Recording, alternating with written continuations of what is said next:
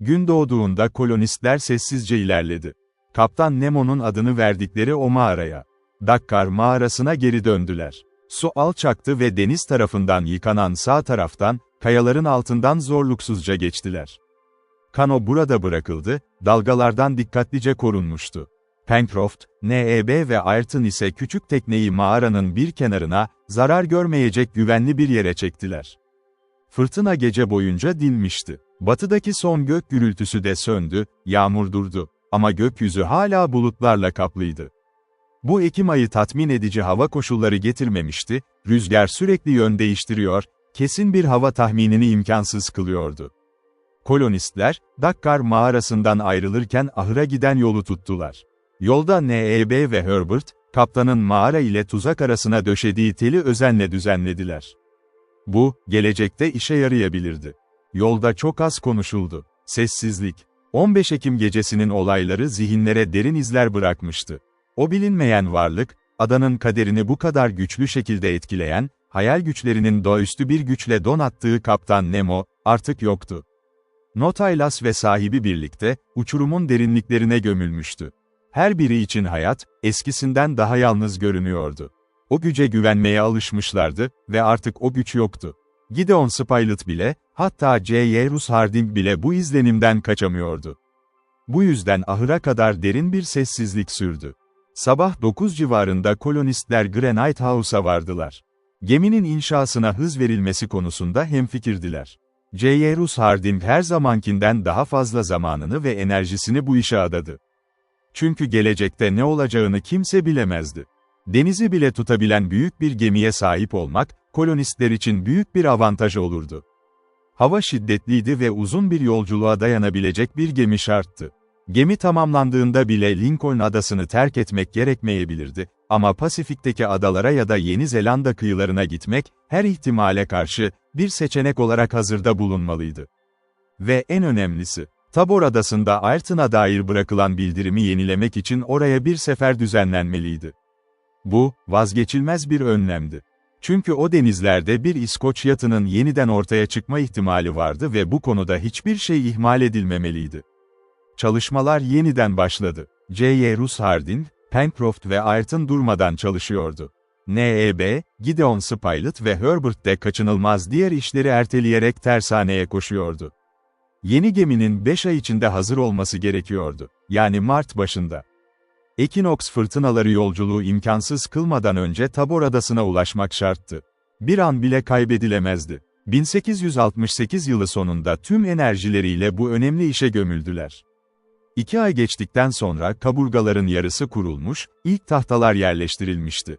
J. Russ Harding'in planlarının nedenli üstün olduğu artık açıkça görülüyordu, gemi denizde iyi davranacaktı. Pencroft bu işe yiyip bitirici bir enerjiyle sarılmıştı. Biri marangoz baltasını bırakıp avcılığa geçtiğinde homurdanıyordu, ama kışa hazırlık için granit stoklarını korumak da gerekliydi. Bu onu tatmin etmiyordu. Cesur, dürüst denizci, işçilerin tersanede olmasını istiyordu. Ve her fırsatta bunu dile getiriyordu, duygularını döker gibi, 6 adamın işini tek başına yapar gibiydi. Yaz boyunca hava son derece olumsuz geçti. Birkaç günlük sıcak ve elektrikle dolu atmosferin ardından şiddetli fırtınalar patlak verdi. Uzaktan gök gürültüsü neredeyse hiç dinmedi, sanki ekvator bölgelerinden yükselen sürekli bir uğultu vardı. 1 Ocak 1869, aşırı şiddetli bir fırtınayla başladı. Gök gürültüsü adanın üzerinde birkaç kez patladı. Büyük ağaçlar yıldırımla parçalandı, bunların arasında güney köşesindeki gölü gölgeleyen devasa bir ağaç da vardı. Bu meteorolojik olaylarla yeryüzünün derinliklerindeki olgular arasında bir bağlantı var mıydı? J. Russ Harding, bu fırtınaların volkanik belirtilerin yenilenmesiyle ilişkili olduğunu düşünmeye eğimliydi. 3 Ocak'ta, gün doğarken Herbert Prospect Heights platosuna çıktı. Onagerlerden birini kontrol etmeye gidiyordu. Ama gördüğü şey onu dondurdu. Volkanın zirvesinden devasa bir şapka biçiminde duman bulutu yükseliyordu. Herbert hemen kolonistlere koştu. Hepsi birlikte Mount Franklin'in zirvesini izlemeye başladı. "Ah!" diye bağırdı Pencroft. "Bu sefer buharlar değil, devin sadece nefes almakla yetinmediği bana öyle geliyor. Sigara içmek zorunda." Denizcinin bu deyimi değişimleri tam olarak ifade ediyordu. 3 aydır krater, daha az yoğun buharlar yayıyordu. Ama şimdi buharlar yerini almıştı. Kalın bir duman sütunu yükseliyordu, tabanında 300 feet'ten fazla genişlik vardı ve bu duman kanalı 700-800 feet yüksekliğinde devasa bir mantar biçimi alıyordu dağın zirvesinde. "Ateş bacada," diye gözlemledi Gideon Spilett. "Ve söndüremeyiz," diye yanıtladı Herbert.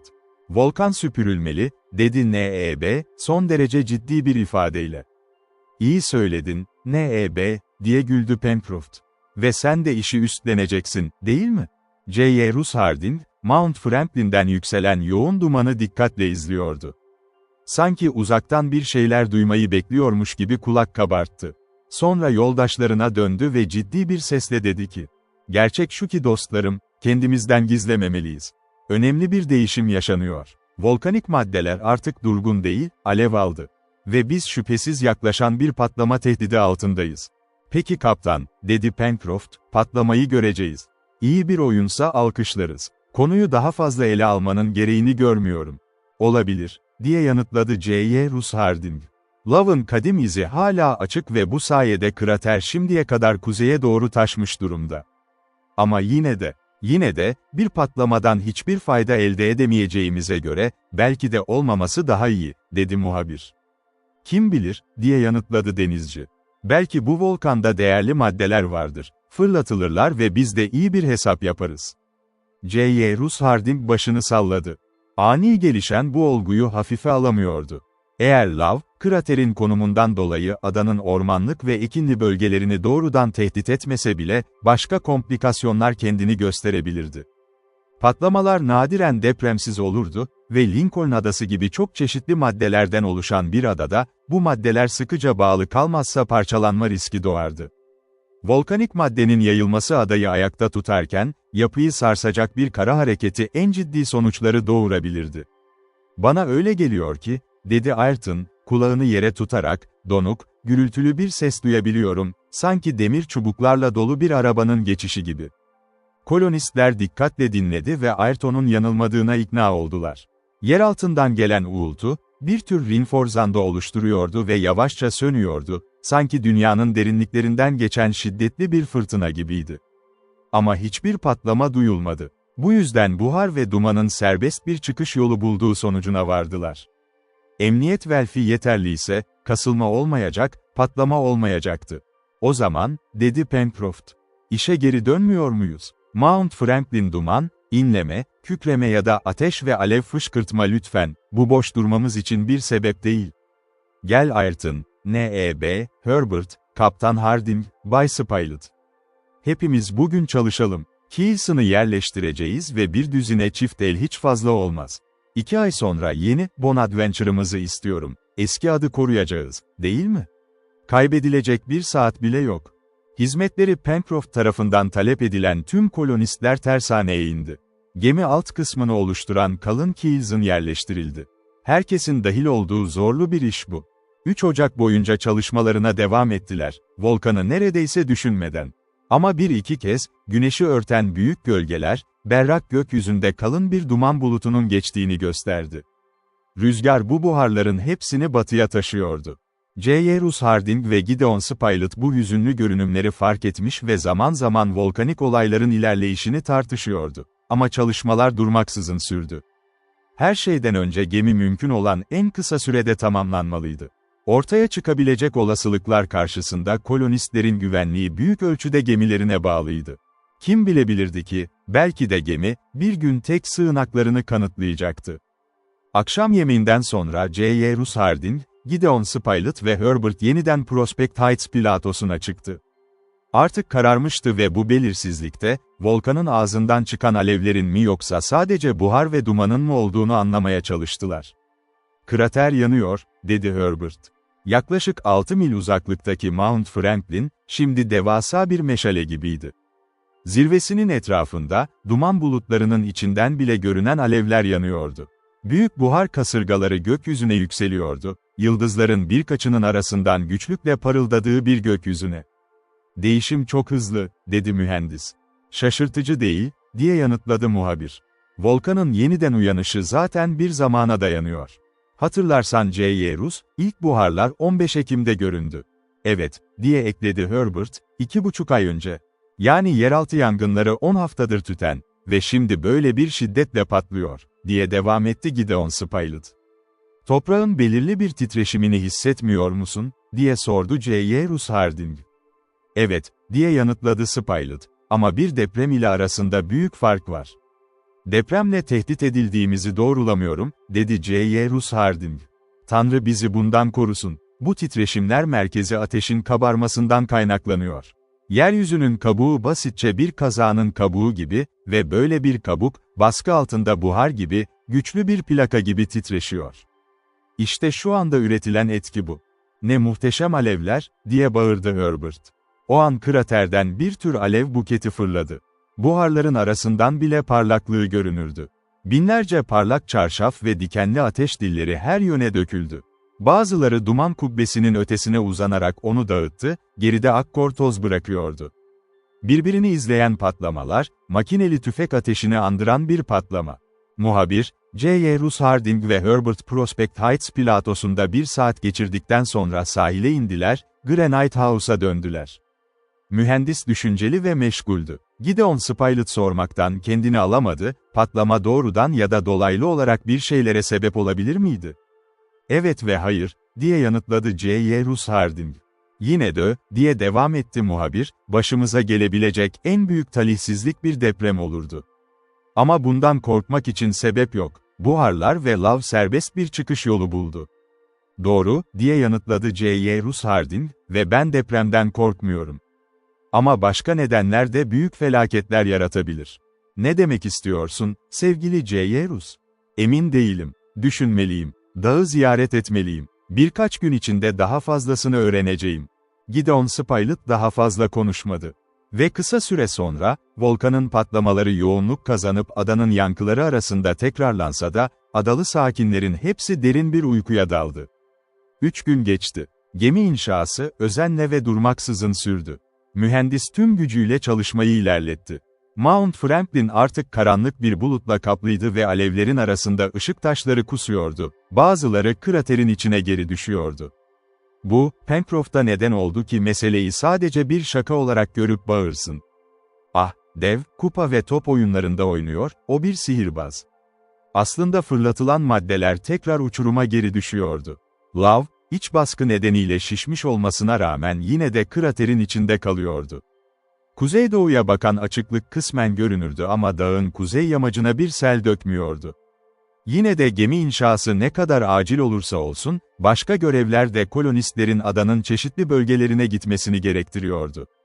Her şeyden önce ahıra gitmek gerekiyordu. Musmonlar ve keçi sürüleri oradaydı, onlara yiyecek götürülmeliydi. Bu yüzden Ayrton ertesi gün, 7 Ocak'ta oraya yöneldi. Ama J.Y. Russ Harding'in söyledikleri hepsini şaşırttı. Yarın Koral'a gideceğin için, ben de sana eşlik edeceğim. Ama Kaptan Harding, diye bağırdı denizci, çalışma günlerimiz zaten az, sen de gidersen 2 çift el eksik kalacağız. Yarın döneceğiz, diye yanıtladı J.Y. Russ Harding. Ama ahıra gitmem gerekiyor. Patlamanın nasıl ilerlediğini öğrenmeliyim. Patlama, her zaman patlama, diye yanıtladı Pencroft, memnuniyetsiz bir tavırla. Gerçekten çok önemli bir şey, bu patlama. Kendimi yoruyorum bununla. Denizcinin görüşü ne olursa olsun, keşif gezisi ertesi gün için kararlaştırıldı. Herbert de J.Y. Russ Harding'e eşlik etmek istedi ama Pencroft'u yokluğuyla rahatsız etmek istemedi. Ertesi gün şafakta, J.Y. Russ Harding ve Ayrton 2 onagerle çekilen arabaya binerek yola çıktı. Ormanın üzerinde büyük bulutlar geçiyordu. Mount Franklin'in krateri durmaksızın boş madde ekliyordu. Bu bulutlar, ağır ve karanlık, yalnızca volkandan değil, volkanik tozdan da bu ağırlığı alıyordu. Toz halindeki pomza taşı ve skorya, en ince küller bile bu kalın kıvrımların içinde askıda duruyordu. J.Y. Russ Harding ve Ayrton Koral'a ancak güçlükle ulaştı. Siyah bir kar, ince barut gibi düşüyordu ve toprağın görünümünü anında değiştiriyordu. Ağaçlar, çayırlar, hepsi birkaç santim derinliğindeki bu karanlık örtüyle kaplıydı. Neyse ki rüzgar kuzeydoğudan esiyordu ve bulutun büyük kısmı denizin ötesine dağılıyordu.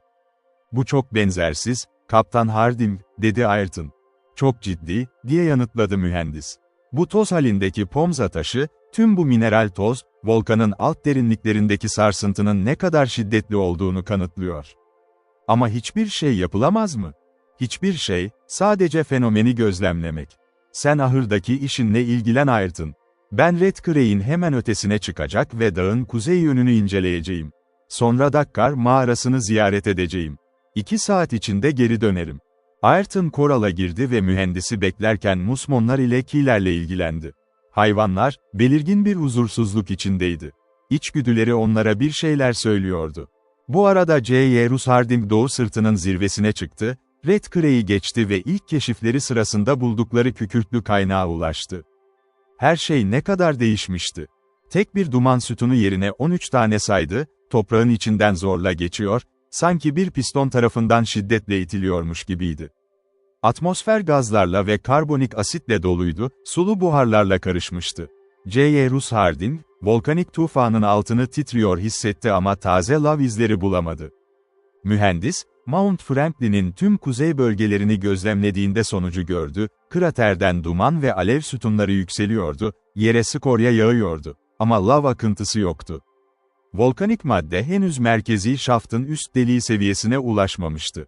Ama ben öyle olmasını tercih ederdim, dedi J.Y. Rus Harding kendi kendine. Her ne olursa olsun, lavın alışkın olduğu gibi davrandığını bilmek gerekirdi. Yeni bir yol almayacağını kim söyleyebilir? Ama tehlike buradan gelmiyor. Kaptan Nemo bunu açıkça önceden gördü. Tehlike, başka yerde yatıyor. J.Y. Rus Harding, Shark Körfezi'ni çeviren o devasa dar geçitte ilerledi. Lavın antik kanallarını dikkatlice inceledi. Zihninde hiç şüphe yoktu. En son patlama çok uzak bir dönemde gerçekleşmişti. Sonra aynı şekilde geri döndü. Dikkatle dinledi, uzun süredir devam eden gök gürültüsü gibi uğuldayan yeraltı mırıltılarını, kulakları sağır eden patlamalarla bölünen o uğultuları. Sabah 9'da koraldaydı. Ayrton bekliyordu. Hayvanlar bakıldı, Kaptan Harding, dedi Ayrton. İyi, Ayrton. Huzursuz görünüyorlar. Evet, içgüdü onlara konuşuyor.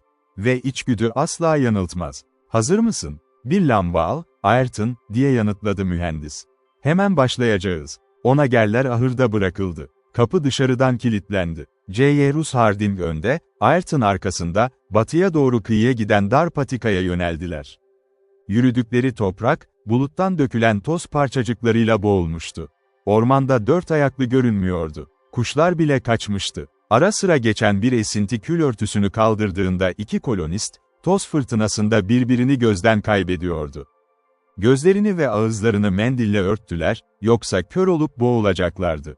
Bu engellerle birlikte hızlı ilerleme mümkün değildi. Atmosfer de ağır, oksijen sanki kısmen yanmış gibiydi. Her 100 adımda nefes almak için durmak zorunda kalıyorlardı. Bu yüzden mühendis ve arkadaşı saat 10'u geçtikten sonra ancak adanın kuzeybatı kıyısındaki devasa bazalt ve porfir kayalıklarına ulaşabildiler. İnişe başladılar. Zor bir yol, ama kayanın yüzeyini kaplayan kül, ayaklarını daha güvenli kılıyordu. Kıyı boyunca uzanan yaklaşık 40 feet yüksekliğindeki sırt kısa sürede geride kaldı. Gelgit düşüktü ve volkanik tozla yoğunlaşmış dalgalar bazaltik kayalara vuruyordu. J.Y. Rus Harding ve Ayrton, Dakkar mağarasının girişini zorluksuzca buldu. Son kayanın önünde bir an durdular. Demir tekne orada olmalı, dedi mühendis. Burada, Kaptan Harding, diye yanıtladı Ayrton, tonozun kemeri altında korunan kırılgan aracı göstererek. Gemiye, Ayrton. İkisi tekneye bindi. Dalgaların hafif dalgalanması onu kriptanın alçak kemerinin altına taşıdı ve Ayrton çakmak taşı ile çeliğin yardımıyla lambayı yaktı. Kürekleri aldı. Lamba teknenin baş kısmına yerleştirildi, ışınları önlerine düşüyordu. J.Y. Rus Harding dümen başına geçti ve mağaraya girdi. Nautilus artık orada değildi. Mağarayı aydınlatacak elektrik ışığıyla. Belki henüz sönmemiş olabilirdi. Ama Kaptan Nemo'nun ve ölümlü olan her şeyinin yattığı o uçurumun derinliklerinden ışık kaçamıyordu.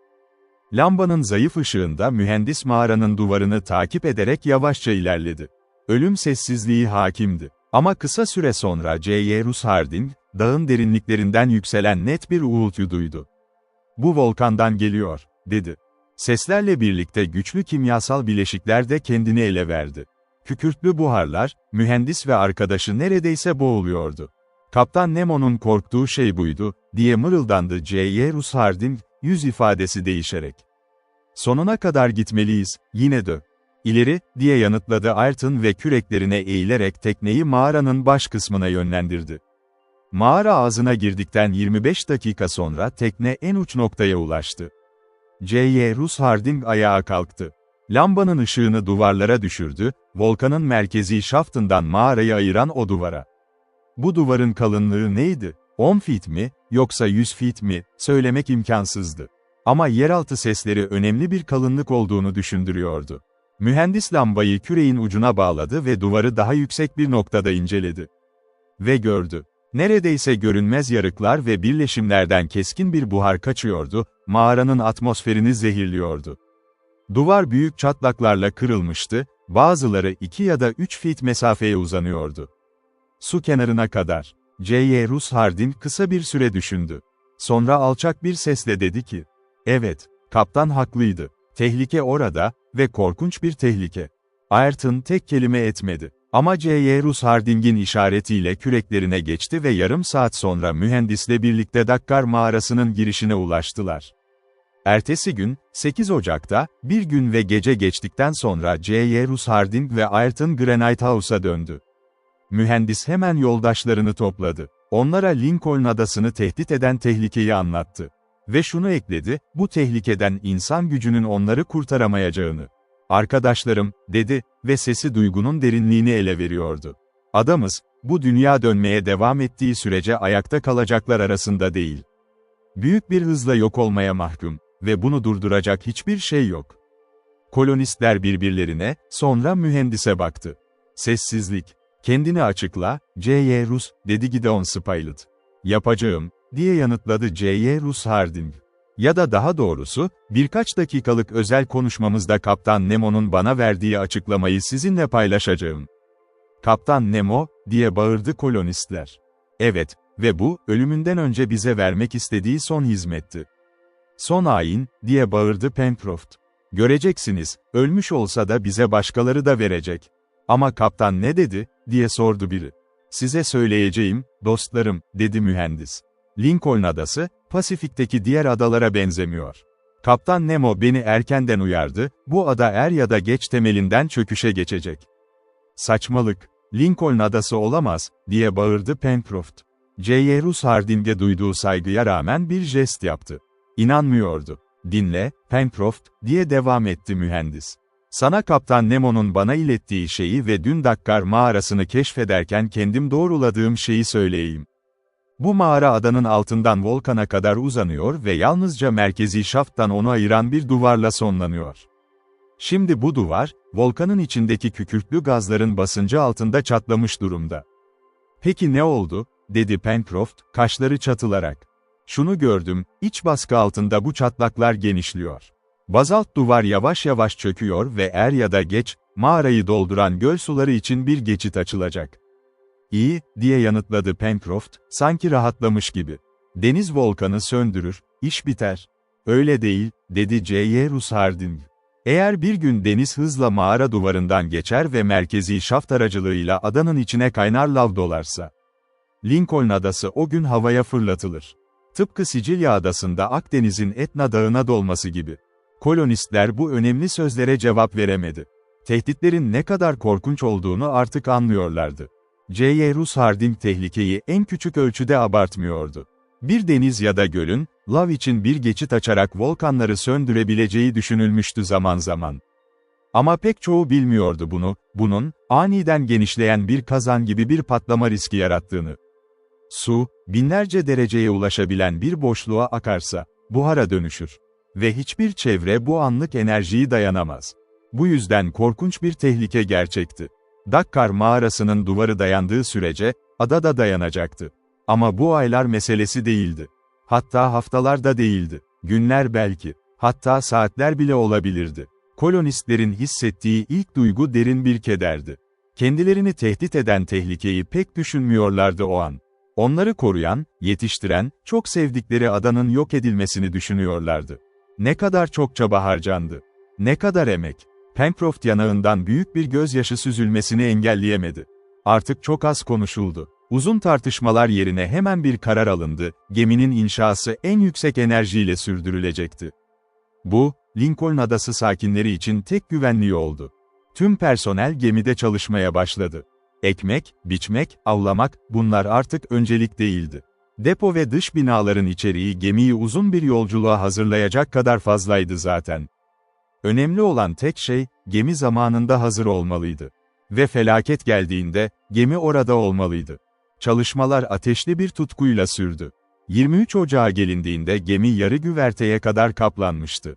Bu zamana kadar volkanın zirvesinde belirgin bir değişim olmamıştı. Buhar, duman ve alevler kraterden çıkmaya devam ediyordu. Ama 23'ü gecesi, lavın volkanın birinci tabakasına ulaşmasıyla, ikinci tabakanın üzerinde oluşan şapka biçimli konu ortadan kayboldu. Korkunç bir ses duyuldu. Kolonistler önce adanın paramparça olduğunu sandı. Granite House'tan hızla çıktılar. Sabah saat 2 idi. Gökyüzü yanmış gibiydi. Üst koni, binlerce feet boyunda ve milyonlarca pound ağırlığında, adanın üzerine fırlatılmıştı, ada tepesine kadar titriyordu. Neyse ki koni kuzeye eğilmişti ve volkan ile deniz arasındaki kum ve tufa ovasına düşmüştü. Kraterin açıklığı böylece genişledi ve gökyüzüne öyle yoğun bir parıltı yükseldi ki atmosfer kızgın görünüyordu. Aynı anda yeni zirvenin etrafından lav selleri döküldü, uzun şelaleler halinde, taşan bir vazodaki su gibi. Binlerce ateş dili volkanın kenarlarından süzülüyordu. "Ahır, ahır," diye bağırdı Ayrton. Lavın yeni kraterden doğuya koşarak geldiği ahır, işte o tehlikedeydi. Adanın verimli bölgeleri, Red Creek kaynakları ve Jacamar Ormanı anında yıkımla tehdit altındaydı. Ayrton'un çığlığıyla kolonistler Onagerlerin ahırına koştu. Araba hemen hazırlandı ve hepsi aynı düşünceyle birlikte yola çıktı, hayvanları kurtarmak. Sabah 3'ten önce ahıra vardılar. Korkmuş musmonlar ve keçilerin çığlıkları her şeyi ele veriyordu. Yanıcı madde ve sıvılaşmış minerallerden oluşan bir sel artık dağın kenarından aşağı akıyor, çayırlarda ilerliyor ve palisadin kenarına kadar uzanıyordu. Kapı Ayrton tarafından açıldı. Hayvanlar korkuyla her yöne kaçtı. Bir saat sonra kaynayan lav ahırı doldurdu. Küçük derenin suyunu buharlaştırdı. Ev kuru ot gibi yandı. Bir zamanlar ahırın durduğu yeri işaretleyecek tek bir direk bile bırakmadı. Bu felaketle mücadele etmek aptallıktı. Delilikti. Doğanın büyük sarsıntılarının önünde insan güçsüzdür. Artık gün ışığıydı, 24 Ocak. J. Rus Harding ve yoldaşları, Granite House'a dönmeden önce lav selinin hangi yöne ilerleyeceğini anlamaya çalıştı. Toprak, Mount Franklin'den doğu kıyısına yavaşça eğimliydi ve bu yoğun sel, Jacamar Ormanı'na rağmen, Prospect Heights platosuna ulaşacakmış gibi görünüyordu. "Göl bizi kaplayacak," dedi Gideon Spilett. "Umarım öyledir." J. Rus Harding'in tek cevabı buydu. Kolonistler üst koninin düştüğü ovaya ulaşmak istedi ama lav ilerlemelerini durdurdu. Bir yanda Red Creek Vadisi'ni, diğer yanda Falls River'ı takip eden sel, su yollarını geçişinde buharlaştırıyordu. Geçmek imkansızdı. Tam tersine, kolonistler geri çekilmek zorunda kaldı. Volkan artık tanınmaz haldeydi, eski kraterin yerini düz bir masa almıştı. Güney ve doğu tarafındaki iki açıklıktan durmaksızın lav akıyordu. Üstte duman ve kül bulutu, çevrede gök gürültüsü patlamaları. Dağın ağzından yanan kayalar havada mermiler gibi patladı. Şimşekler volkanın patlamasıyla yarışır gibiydi. Sabah 7'ye kadar bu konum sürdürülemez hale geldi.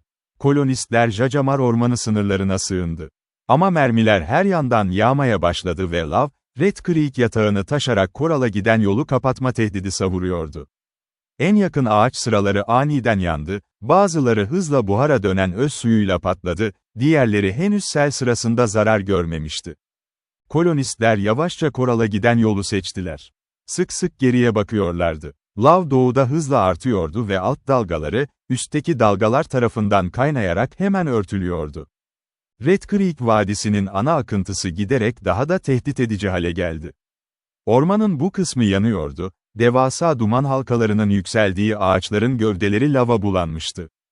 Kolonistler göl yakınında, Red Creek'in ağzından yaklaşık yarım mil uzaklıkta durdu. Artık hayat ya da ölüm meselesi belirlenmek zorundaydı. J. Rus Harding, önemli krizleri değerlendirmeye alışkındı.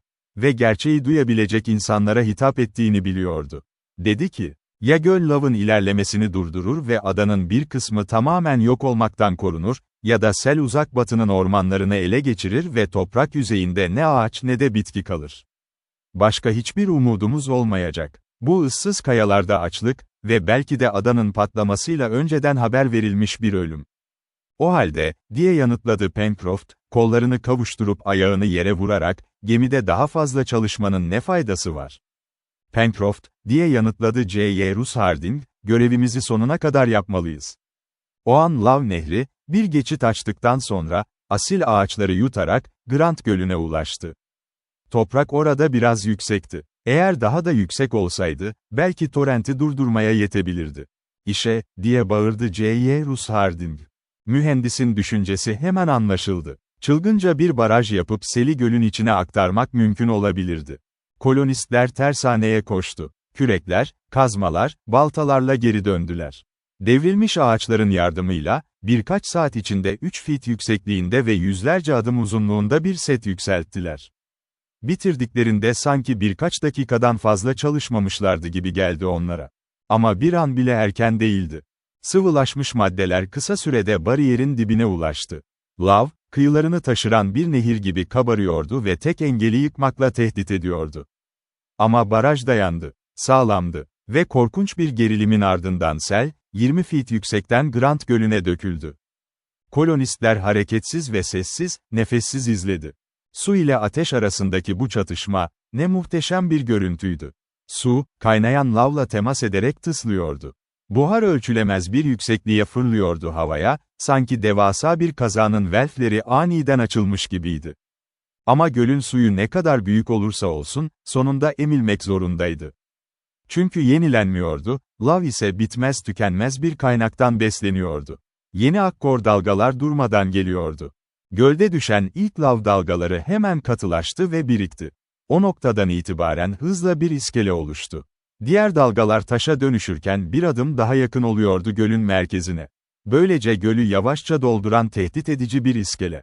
Su, lavın buharlaşmasıyla yer değiştiriyordu. Suyun tıslaması havayı sağır edici bir sesle dolduruyordu, rüzgarla savrulan buhar yağmur gibi denize düşüyordu. İskele uzadıkça uzadı. Lav blokları birbiri üstüne yığıldı. Eskiden sakin suların uzandığı yerde şimdi devasa bir taş ve duman kütlesi belirdi, sanki toprak devasa sığlıklar oluşturmuştu. 3 saat sonra gölün görünümü değişmişti, bu karşı konulamaz lav selinin patlamasıyla birlikte. Bu sefer su, yangın tarafından yutulacaktı. Yine de kolonistler için şanslıydı ki lav füzyonu Lake Grant yönünde gerçekleşmişti. Önlerinde birkaç günlük soluk alma zamanı vardı. Prospect Heights platosu, Granite House ve tersane şimdilik korunmuştu. Ve bu birkaç gün, gemi plankalamak ve onu denize indirmek için kullanılacaktı. Gemi suya girdiğinde donanım da tamamlanabilirdi. Ama kolonistlerin önce güvenli bir sığınağa kavuşması şarttı. Ada patlasa bile kıyıda güvenlik kalmayabilirdi. Granite House'un duvarları her an üzerlerine çökebilirdi. Takip eden 6 gün boyunca, 25'ten 30 Ocağı kadar, kolonistler gemilerinin inşasında 20 adamda yapamayacağı hızda ilerledi. Kendilerine neredeyse hiç dinlenme zamanı bırakmadılar, kraterden fırlayan alevlerin parıltısı hem gece hem gündüz çalışmalarına ışık tuttu. Lav akışı devam etti, ama belki biraz daha az bolca. Bu şanslıydı, çünkü Lake Grant neredeyse tamamen dolmuştu ve daha fazla lav birikirse Prospect Heights platosuna, oradan da sahile kadar ulaşması kaçınılmaz olurdu.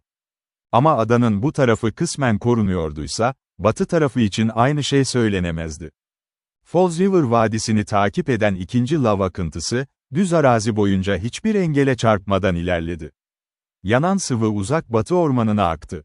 Tropikal sıcakta kurumuş ağaçlar anında alev aldı, yangın hem gövdelerden hem de birbirine karışmış dallardan yayılıyordu. Alevin, ağaçların zirvelerinden tabandaki lav akıntısından bile daha hızlı ilerlediği görülüyordu. Vahşi hayvanlar dehşete kapılmıştı. Jaguarlar, yabani domuzlar, kapibaralar, koalalar ve her türlü avcı, korkudan delirerek Mercy sahiline ve Tadorn bataklığına kaçtı. Ama kolonistler işlerine o kadar gömülmüştü ki en korkutucu hayvanlara bile dikkat etmiyorlardı.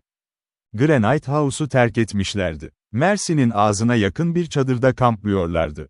Her gün J.Y. Russ Harding ve Gideon Spilett Prospect Heights platosunu tırmanıyordu. Zaman zaman Herbert de onlara eşlik ediyordu. Ama Pencroft asla edemiyordu. Adanın bu kadar yıkılmış halini göremiyordu. Ve gerçekten yürek burkan bir görüntüydü bu. Tüm ormanlık kısım artık tamamen çıplaktı.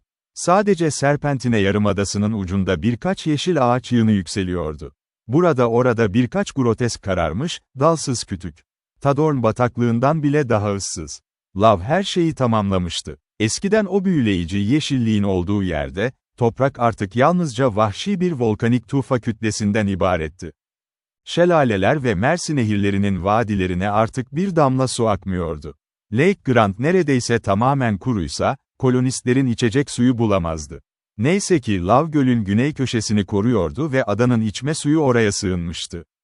Ama kuzeybatıya baktıklarında, volkanın yanları adanın üzerinde devasa bir pençe gibi hissettiriyordu kendini. Ne üzücü ve korkunç bir manzaraydı bu. Bir gün kalbi kırmak için yeterlidir, dedi Gideon Spilett. Evet, Spilett, diye yanıtladı mühendis. Tanrı bize bu gemiyi tamamlamamız için zaman versin, şimdi tek sığınağımız o. J.Y. Russ, patlamanın şiddeti biraz azaldı gibi görünmüyor mu? Volkan hala lav kusuyor ama daha az bolca, yanılmıyorsam. Pek önemi yok, diye yanıtladı J.Y. Russ Harding. Ateş hala dağın içinde yanıyor ve deniz her an içeri girebilir. Biz, söndüremediğimiz bir gemide yanmakta olan yolcular durumundayız ve er ya da geç alevler barut deposuna ulaşacak. Çalışalım, Spilett, 1 saat bile kaybetmeyelim. 8 gün daha boyunca, yani 7 Şubat'a kadar lav akmaya devam etti. J.Y. Russ Harding her şeyden önce sıvılaşmış maddenin kıyıyı taşmasından korkuyordu, bu durumda tersane kaçamazdı. Ama bu dönemde kolonistler adanın çerçevesinde titreşimler hissetti ve bu onları en yüksek derecede alarma geçirdi. Bugün 20 Şubat'tı. Bir ay daha gerekmekteydi ki gemi denize hazır olsun. Ada o zamana kadar dayanacak mıydı? Pencroft ve J.Y. Russ Harding'in planı şuydu, gövde tamamlanır tamamlanmaz gemi denize indirilecekti. Güverte, üst yapılar, iç ahşap işçiliği ve donanım sonradan tamamlanabilirdi. Temel olan şuydu, kolonistler güvenli bir sığınağa kavuşmalıydı. Hatta belki gemiyi port balona götürmek, yani patlamanın merkezinden mümkün olduğunca uzak bir yere götürmek daha da akıllıca olurdu. Çünkü Mersin'in ağzında, adacık ile granit duvar arasında, herhangi bir kasılma anında ezilme riski vardı. Bu yüzden tüm çabalar gövdenin tamamlanmasına yoğunlaştı. Ve 3 Mart geldi. Hesaplara göre 10 gün içinde gemi hazır olacaktı. 4. yıllarında kolonistlerin kalbinde umut yeniden canlandı. Lincoln Adası'ndaki konaklarında pek çok sınavdan geçmişlerdi. Hatta Pencroft bile yıkımın getirdiği kasvetli sessizliği bir ölçüde geride bırakmıştı. Umutları artık gemiye odaklanmıştı. "Bitireceğiz," dedi mühendise. "Bitireceğiz, kaptan, ve tam zamanında, çünkü mevsim ilerliyor ve ekinoks yaklaşıyor. Gerekirse kışı Tabor Adası'nda geçiririz. Ama Lincoln Adası'ndan sonra Tabor Adası'nı düşünmek. Ah, ne kadar talihsiz. Kim inanabilirdi ki? Hadi çalışalım," dedi mühendisin değişmez cevabı. Ve bir an bile kaybetmeden çalıştılar. "Efendim," diye sordu N.E.B. birkaç gün sonra.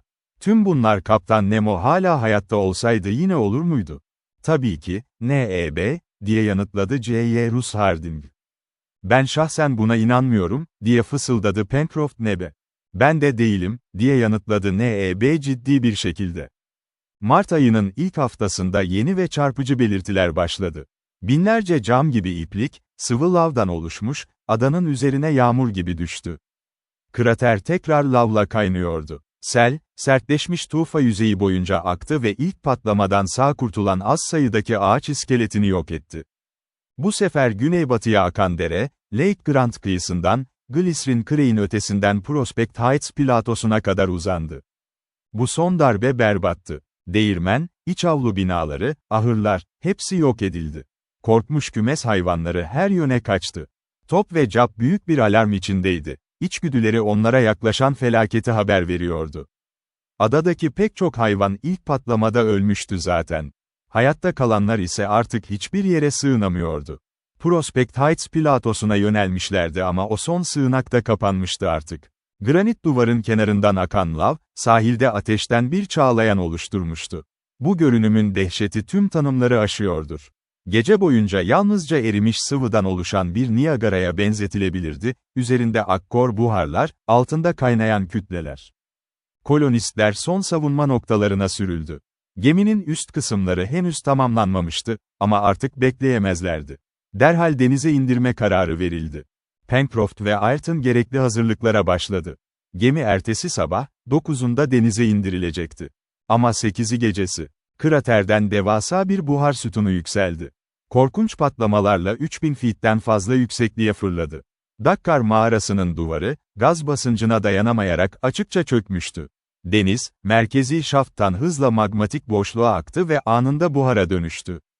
Ama krater bu buhar için yeterli bir çıkış sağlayamadı. Bir patlama duyuldu. 100 mil uzaktan duyulan bir patlama. Hava sarsıldı. Dağ parçaları Pasifik'e döküldü. Ve birkaç dakika içinde, okyanus, Lincoln Adası'nın bir zamanlar durduğu yerin üzerinde dalgalandı. İzole bir kaya. Uzunluğu 30 feet, genişliği 20, suyun kenarından neredeyse 10 feet yüksekliğinde. Pasifik'in yutmadığı tek sağlam nokta buydu. Granite House'un yapısından geriye kalan tek şey buydu. Duvar baş aşağı çökmüş ve sonra parçalara ayrılmıştı. Büyük odanın birkaç büyük taşı üst üste yığılmış ve bu noktayı oluşturmuştu. Her şey uçurumda kaybolmuştu. Mount Franklin'in alt konisi, patlamayla parçalandı. Shark Gulf'un lav çeneleri, Prospect Heights platosu, Safety Islet, Port Ballon'un granit kayaları, Dakkar mağarasının bazaltları, uzun Serpentine yarımadası. Hepsi. Şimdi Lincoln Adası'nın görünebileceği tek yer, 6 kolonistle köpekleri topa sığınak olan bu dar kayaydı. Hayvanlar da felakette hayatını kaybetmişti. Kuşlar, adanın tüm faunası, ya ezildi ya da boğuldu. Ve talihsiz Cap, o da boğuldu. Toprağın bir çatlağında sonunu buldu. J. Russ Harding, Gideon Spilett, Herbert, Pencroft, N.E.B. ve Ayrton hayatta kaldıysa, çadırlarının altında toplandıkları ve adanın parçaları her yandan yağmur gibi yağarken denize fırlatıldıkları için kurtuldular. Yüzeye çıktıklarında yalnızca yarım kablo uzaklıkta bu kaya kütlesini gördüler. Yüzdüler. Ayak bastılar. Bu çorak kayada 9 gündür var olmaya çalışıyorlardı. Felaketten önce Granite House'dan alınan birkaç erzak, kayanın bir çukuruna biriken yağmur suyundan küçük bir miktar tatlı su. Talihsiz kolonistlerin sahip olduğu tek şey buydu. Son umutları olan gemi, paramparça olmuştu. Kayadan ayrılma imkanları yoktu. Ateş de yoktu. Ateş elde etmenin hiçbir yolu da. Görünüşe göre yok oluş kaçınılmazdı. Bugün 18 Mart'tı. Yalnızca 2 günlük erzak kalmıştı. Üstelik tüketimlerini hayatın temel ihtiyaçlarıyla sınırlamışlardı. Tüm bilimleri ve zekaları onlara hiçbir fayda sağlayamıyordu. Onlar artık Tanrı'nın elindeydi. J. Russ Harding sakindi. Gideon Spilett daha gergindi. Pencroft somurtkan bir öfkeyle kayanın üzerinde ileri geri yürüyordu. Herbert ise bir an bile mühendisin yanından ayrılmıyordu. Sanki ondan güç istiyormuş gibi, ama vermek için güç yoktu artık. N.E.B. ve Ayrton ise kaderlerine razı olmuştu. Ah, ne talihsizlik, ne talihsizlik, diye sürekli tekrarlıyordu Pencroft. Tabor Adası'na gitmek için sadece bir ceviz kabuğu olsaydı. Ama elimizde hiçbir şey yok, hiçbir şey. Kaptan Nemo ölmekte hak yaptı, dedi N.E.B. Sonraki 5 gün boyunca J. Russ Harding ve talihsiz arkadaşları erzaklarını son derece büyük bir özenle korudu, yalnızca açlıktan ölmemek için yeterince yiyorlardı. Güçsüzlükleri aşırıydı. Herbert ve N.E.B. ateş belirtileri göstermeye başladı. Bu koşullar altında, umudun gölgesi bile kalmış mıydı? Biliyorlardı ki Pasifik'in bu kısmı neredeyse hiç gemi görmemişti. Tabor Adası'ndan geçmekte olan İskoç yatının tam da bu saatte buraya ulaşması ne kadar olasıydı ki? Hem, kolonistler Ayrton'un ikametgah değişikliğini bildiren bir not bırakamamışlardı. Yat komutanı Tabor Adası'nı bulsa bile, bir şey bulamayınca geri döner ve daha düşük enlemlere yelken açardı. Hayır, kurtarılma umudu kurulamazdı. Korkunç bir ölüm, açlık ve susuzluktan, bu kayada, onları bekliyordu. Kayanın üzerinde gerilmiş yatıyorlardı. Cansız, artık etraflarında neler olduğunun farkında bile değillerdi. Yalnızca Ayrton tek başına, üstün bir çabayla, ara sıra başını kaldırıyor ve umutsuzca boş okyanusu tarıyordu. 24 Mart sabahı. Ayrton'un kolları ufukta bir noktaya gerildi. Önce dizlerinin üstüne kalktı, sonra ayağa dikildi ve eli bir işaret yapıyormuş gibi sallandı. Kayanın üzerinde bir yelken görünüyordu. Doğrudan bu yöne ilerliyordu. Eğer güçleri olsaydı, kolonistler bunu saatler önce görebilirdi. Duncan, diye mırıldandı Ayrton ve sessizce geri çekildi. J.Rus Harding ve arkadaşları bilincini kazandığında kendilerini bir kabinde buldular, üzerlerine özenle bakılıyordu. Ölümden nasıl kurtulduklarını anlayamıyorlardı. Ayrton'dan gelen bir kelime her şeyi açıkladı. Duncan, diye mırıldandı yeniden. Duncan, diye bağırdı J.Rus Harding. Ve elini gökyüzüne kaldırarak dedi ki, ah, yüce Tanrı! Lütfunla bizi sen korudun. Gerçekten de Lord Glenarvan'ın yatı, Duncan, artık Kaptan Grant'in oğlu Robert'ın komutasındaydı. Ayrton'u bulmak ve 12 yıl sonra memleketine, kefaretiyle birlikte, geri götürmek için Tabor Adası'na gelmişti. Kolonistler yalnızca kurtulmamıştı. Memleketlerine de dönüyorlardı. Kaptan Grant, diye sordu J.Rus Harding, Tabor Adası'ndan ayrıldıktan sonra, Ayrton'u bulamadığınız halde, 100 mil daha kuzeydoğuya gelmenizi kim önerdi?